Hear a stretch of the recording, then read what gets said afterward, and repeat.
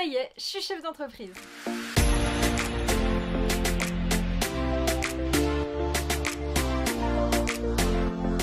Bonjour et bienvenue à toi dans cette nouvelle vidéo. Aujourd'hui, on va parler un petit peu de moi, ça fait un peu égocentrique j'avoue, mais c'est vrai que j'ai vraiment une super nouvelle à t'annoncer. Je te l'ai déjà un petit peu dit au début de cette vidéo, mais voilà, depuis 1 mois et demi, je suis enfin chef d'entreprise. Alors, tu te dis peut-être un petit peu, chef d'entreprise, dans quoi? Est-ce que c'est sa chaîne YouTube? Est-ce que c'est peut-être l'événement qu'elle a créé? Est-ce que c'est ses fiches de révision? Parce que c'est vrai que je m'étale, je fais pas mal de choses et tu es peut-être un petit peu perdu. En tout cas, j'ai décidé de prendre les choses en main, j'ai décidé de m'investir pleinement dans une activité professionnelle qui me plaît. Attention, bien évidemment, je reste encore étudiante en droit, je ne lâche pas le droit, mais c'est vrai que j'avais envie de protéger un petit peu l'événement que j'ai créé, mais également de prendre mes responsabilités en tant que créatrice, et donc j'ai créé ma SAS Juriste Day. Alors, le droit en 5 minutes, c'est différent, c'est une autre chose, c'est ma chaîne YouTube, c'est mon petit bébé, que j'ai fait donc il y a 1 an et demi et que je continuerai à produire bien évidemment tous les mois, et notamment cet été il y a une super surprise qui arrive. Mais j'ai également créé l'événement la Juriste Day, donc c'est le salon des études de droit, le salon pour les étudiants en droit comme tu préfères.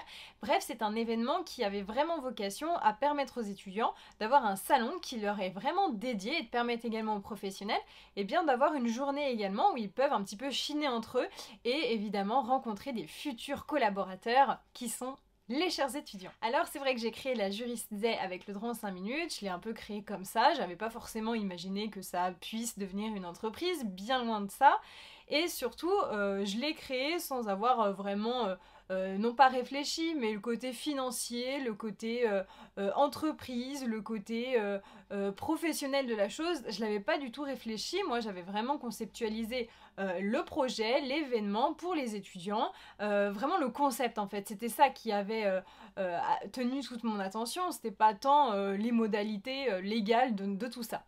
Et finalement après la première édition, je me suis rendu compte que j'avais envie de pérenniser la chose. Et surtout, j'avais envie de m'étaler un petit peu plus dans le sens où j'avais envie de vraiment permettre à la Juriste Day d'aller un petit peu partout en France pour permettre notamment aux étudiants d'avoir accès à une Juriste Day assez facilement. Parce que c'est vrai que bon, la Juriste Day, le seul truc c'est que si je la fais que à Lyon ou que je la fais que à Paris, malheureusement les étudiants de Toulouse, les étudiants de Marseille, les étudiants, je sais pas moi, de Brest, ils sont un peu lésés.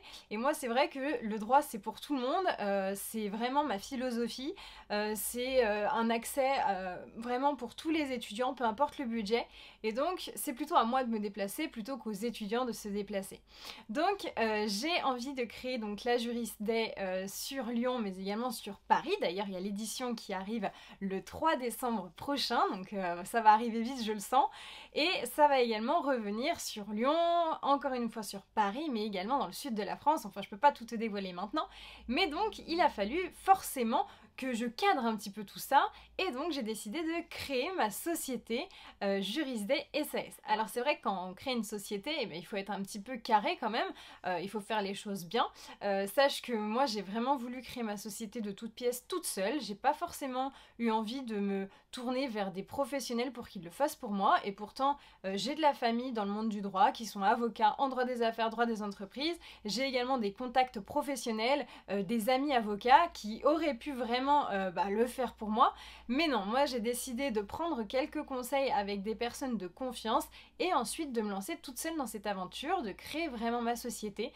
Alors ça n'a pas été sans encombre parce que quand j'ai créé ma société c'était début avril, mon dossier, mon immatriculation a été rejeté par le greffe du tribunal de commerce pour une modalité que j'avais pas bien remplie, un truc que j'avais pas compris, où il fallait cocher oui au lieu de non, enfin je sais plus de quoi, mais bref c'était un petit peu technique et j'avais pas les connaissances, donc mon dossier a été refusé une première fois, donc c'était un peu la panique parce que bon voilà, quand même ça engendre du stress tout ça, c'est une procédure à part entière quand on crée une société, c'est pas aussi simple que quand on est auto-entrepreneur.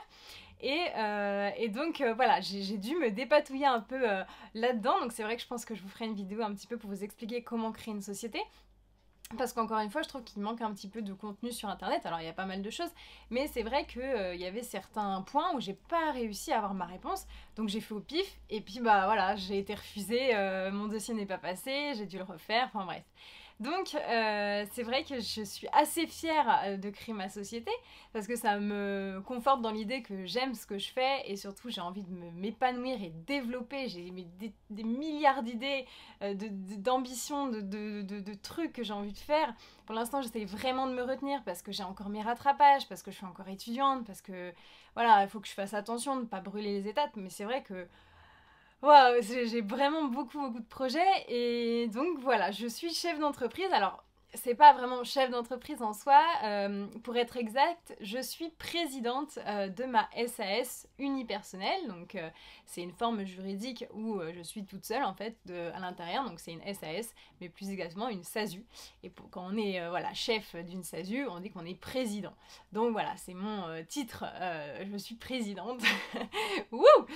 Mais bon, je préfère dire chef d'entreprise, je trouve que ça va plus vite que dire présidente, ça fait un peu pompeux. Donc voilà, comme quoi on peut être étudiant et on peut voilà, mûrir un projet professionnel, créer sa société. C'est tout à fait possible, on est dans un pays qui nous permet quand même relativement facilement de créer sa société. Alors attention, on ne crée pas sa société n'importe comment. Là-dessus, je mets vraiment en garde. Je pense que le mieux quand on a une activité qui nous plaît, c'est de commencer en tant qu'auto-entrepreneur et ensuite de basculer avec une société. Alors bien évidemment, si votre société, vous êtes déjà au-dessus des montants maximum de la micro-entreprise, évidemment, vous devez passer en SARL, SASU ou quoi. Mais c'est vrai que voilà, le mieux, c'est quand même de tâter le terrain en tant qu'auto-entrepreneur et puis ensuite de basculer en société. Alors pour ceux qui connaissent pas forcément la distinction, mais je ferai beaucoup de vidéos là-dessus, ne vous en faites pas. C'est quoi la différence entre avoir une micro-entreprise et avoir une société? Alors déjà c'est au niveau des cotisations sociales. Alors c'est pas les impôts, mais comment dire, c'est l'argent qu'on va devoir à l'État concrètement. C'est-à-dire que quand tu es auto-entrepreneur, eh ben, tu vas payer grosso modo 20% de tout ce que tu reçois. Donc si par exemple je perçois 100 euros de YouTube, eh bien je vais devoir 20 euros de cotisation sociale. Donc voilà, ça c'est assez avantageux. Mais du coup c'est vraiment sur tout ce qu'on perçoit.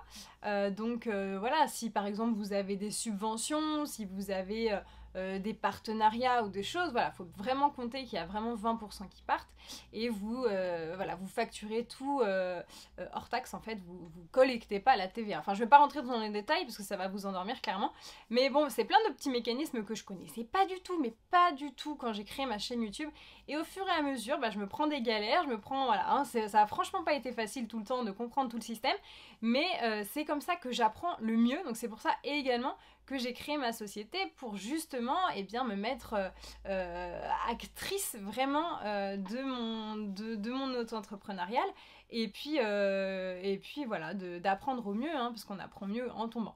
Donc du coup, j'ai créé ma société pour cadrer au mieux juridiquement mon activité, lui permettre de se développer. Et puis ce n'était pas intéressant pour moi de rester en micro-entreprise parce que la jurisdé a vocation à se développer assez rapidement. Et puis après, voilà, ce sont des calculs, mais c'est surtout au niveau également professionnalisant. Je trouve ça plus intéressant de directement passer en société, en SAS. Donc voilà, après c'est plein de cheminements personnels. Je pourrais vous faire beaucoup de vidéos là-dessus pour vous aider, notamment si vous êtes intéressé un jour pour devenir entrepreneur. Mais donc voilà, c'était une petite vidéo pour vous dire que j'étais juste heureuse et contente d'avoir créé ma société, de m'être lancée. Je me souviens d'avoir dit il y a à peu près 5 ans, jamais de ma vie je serai entrepreneur. Donc oui, textuellement, j'ai vraiment dit cette phrase il y a 5 ans. Je sortais du tribunal de commerce, j'étais en stage au greffe du tribunal de commerce à Avignon notamment, et j'avais participé à énormément de procédures collectives qui m'avaient énormément appris, mais surtout qui m'avaient fait dire mais faut complètement être inconscient pour être entrepreneur alors que on n'est pas certain du résultat, qu'on n'est pas sûr que ça va fonctionner. Et j'étais très jeune, hein, mais surtout oui, j'avais été vraiment marquée par cela et je m'étais dit je serai jamais chef d'entreprise, c'est trop de galères, trop de responsabilités, etc. Et finalement voilà, j'ai vécu ma première expérience en tant que salariée il y a quelques années qui m'a pas convenu. J'ai développé ma chaîne YouTube avec une envie juste d'aider. Et en fait, je me suis rendu compte que sans être auto-entrepreneur dans ma tête, c'était même pas encore mêlé. Et ben je me suis rendu compte que ouais, j'aimais faire des choses, que j'aimais un peu créer, que j'aimais innover, que j'aimais mettre en application surtout mes idées. Et puis en fait tout ça, bah, c'est de l'auto-entrepreneuriat sans que je m'en suis pas rendu compte tout de suite.